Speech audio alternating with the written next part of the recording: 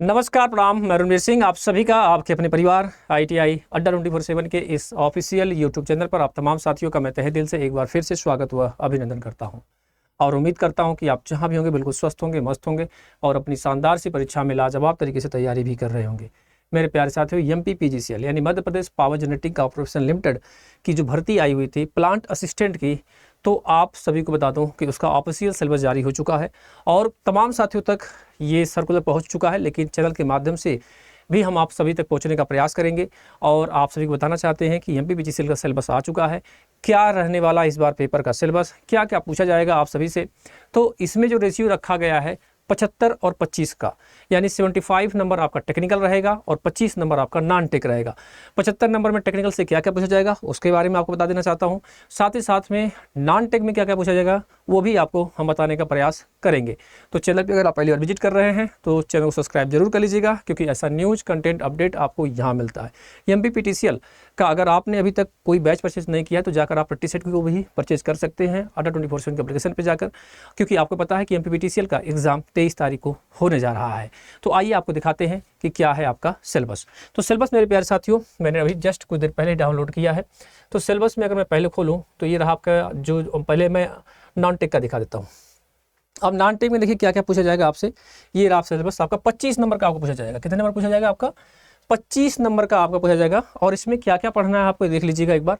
भाई साहब देखो, मैथ पढ़ना है, ये तो नॉर्मल रहता है। साथ ही साथ में आपका रीजनिंग भी रहेगा और रीजनिंग का जो संबंधित मैथ की क्लास आती है वो भी रहने वाली है आपकी। इसके अलावा अगर मैं बात करूँ आपसे तो और क्या रहने वाला है आपका, जनरल नॉलेज रहने वाला है, जनरल इंग्लिश रहने वाला है, power sector related general awareness रहेगा based on publicly available information.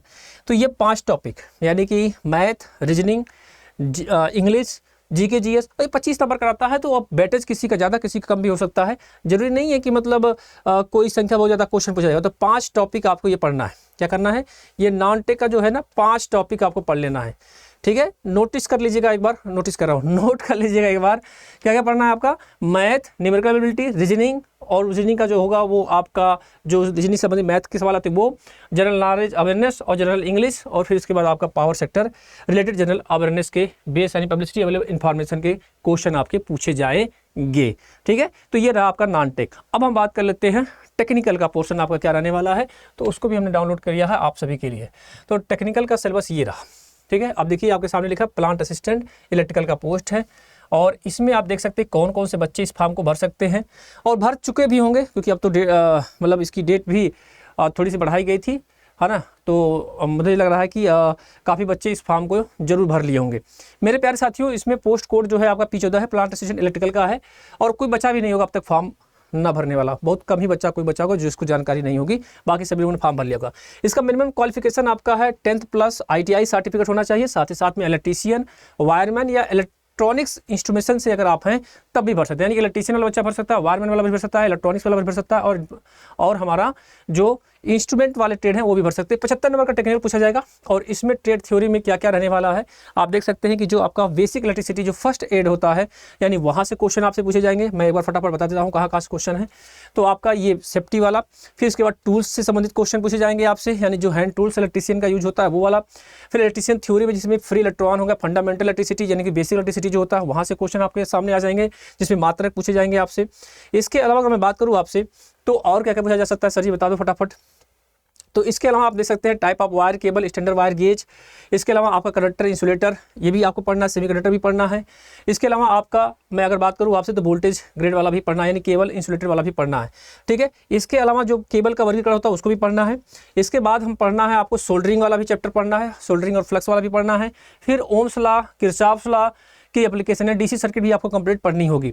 Law of resistance, अब DC सर्किट मैंने बोल दिया उसमें सब आ जाता है, तो DC सर्किट आपको पढ़ना है। इसके बाद अगर मैं बात करूँ आपका तो लेड एसिड सेल भी पढ़नी है, इलेक्ट्रोलाइसिस यानी सेल और बैटरी वाला टॉपिक भी पढ़ना है, वहाँ से भी क्वेश्चन पूछा जाएगा आपसे, जिसमें आपका सेफ्टी प्रिकॉशन, टेस्ट इक्विपमेंट सारी चीज़ें आपको उसमें पढ़ना है। फिर इसके बाद रिचार्ज ड्राई सेल है ना। और इसके अलावा अगर मैं बात करूँ आपसे तो एडवांटेज है grouping cell, specification, voltage and current वाला भी पढ़ना है। फिर lead acid cell, general different remediates, nickel एल्काइन सेल भी आपको पढ़ना है। चार्जिंग पावर एंड कैपेसिटी आप सेल भी पढ़ना है। एफिशिएंसी आपकी सेल की पढ़नी है, मतलब सेल बैटरी का पूरा टॉपिक ही पढ़ाना है।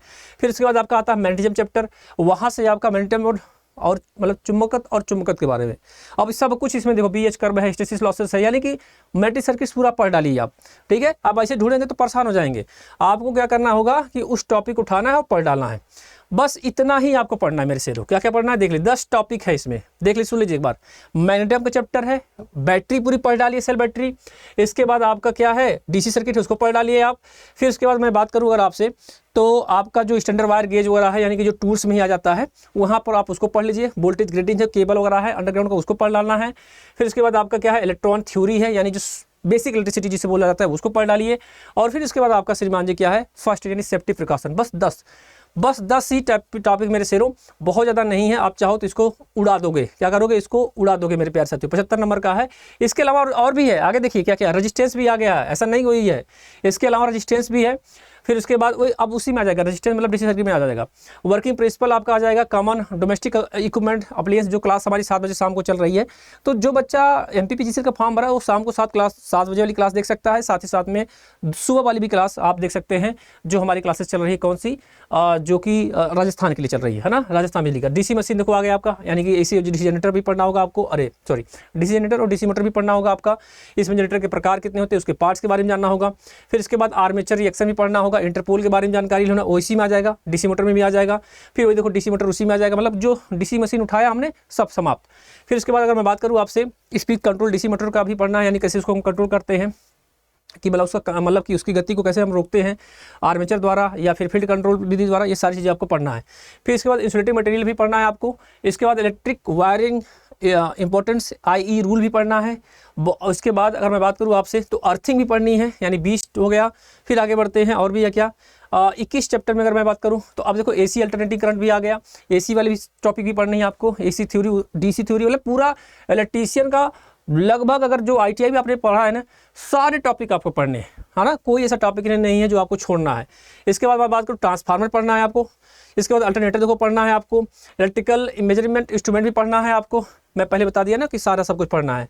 फिर इसके बाद अगर मैं बात करूँ आपसे, ट्रेड थ्योरी भी पढ़नी है इसमें, जिसमें आपका क्या लिखा है, इल्यूमिनेशन वाला टॉपिक भी पढ़ना है। फिर इसके बाद सिंक्रोनस मोटर भी पढ़ना है, DC machine, AC DC machine winding भी पढ़नी है आपको। फिर इसके बाद इंडक्शन मोटर भी पढ़ना है आपको।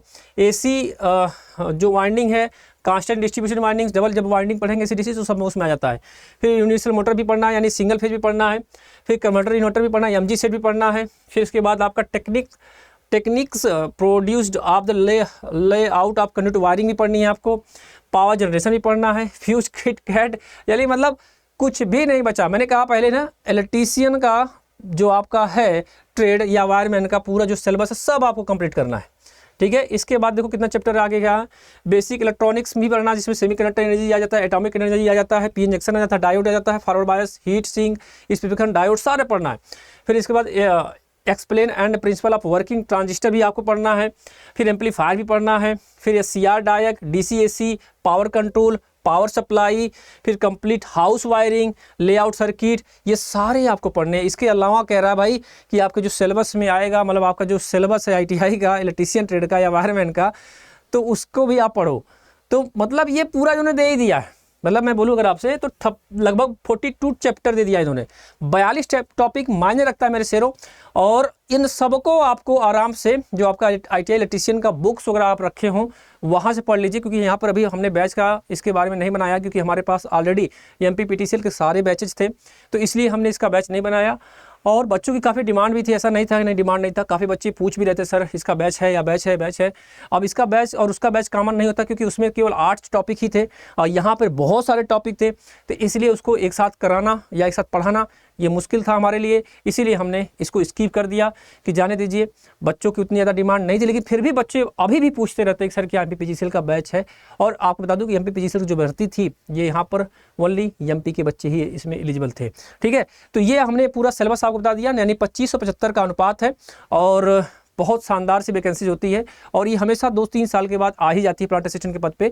और MP में तो लगातार वैकेंसीज आने वाली भी हैं और भी आपकी वैकेंसीज चल भी रही हैं। तो अगर आप एग्ज़ाम की तैयारी वाकई सीरियस हैं और अपने आप को सही दिशा में ले जाना चाहते हैं, कंटेंट देखिए, प्रोडक्ट आपको जो मैं दे रहा हूँ, यानी जो आपका जो कंटेंट दे रहा हूँ वो बहुत ईजी वे है, मतलब ज़्यादा बहुत पैसे में नहीं है। आप क्या करो, Adda 24/7 का एप्लीकेशन डाउनलोड कर लीजिए, होम पेज पे जाइए, ऑल कोर्स पे जाइए, एज एग्जाम पे जाइए, इलेक्ट्रिकल इंजीनियरिंग जाइए, ITI के पास जाइए, यहाँ से आप देखो डबल बैटरी लगी हुई है। ITI इलेक्ट्रिशियन का महापैक ट्रिपल बैटरी लगी हुई है। जो चाहे अगर इसमें चाहो तो आपका जितनी भी वैकेंसीज आने वाली हैं मतलब 24 महीने के अंदर सब इसी मिल जाएगा। अगर एक बार आप पैसा परचेज करके इसको खरीद लेते हैं तो आपको बहुत किफ़ायती में ये आपको बैचेज मिल जाएगा। इसमें ITI इलेक्ट्रिशियन महापैक है।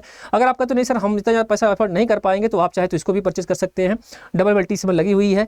MPPTCL का बैच है। बाय नाउ करने के लिए वही हमेशा जो आप हमेशा लगाते हुए आते हैं Y835 कूपन लगाइए, अप्लाई करिए और ये बैच को परचेज कर लीजिए। इसके अलावा अगर आप चाहते हैं कि हम सर प्रैक्टिस सेट लेना चाहते हैं तो आप प्रैक्टिस सेट भी जाकर परचेज कर सकते हैं। और किसी को कोई दिक्कत हो तो 09650084247 पे कॉल कर सकते हैं, बात कर सकते हैं और अपनी बातों को रख सकते हैं। लाइव सेशन से जुड़ने के लिए बहुत बहुत धन्यवाद और हम उम्मीद रखते हैं कि आप में से जिसको भी ज़रूरत है इस सिलेबस के बारे में जानकारी वहाँ तक ये वीडियो आप जरूर पहुँचाएंगे। बहुत बहुत धन्यवाद। राम राम।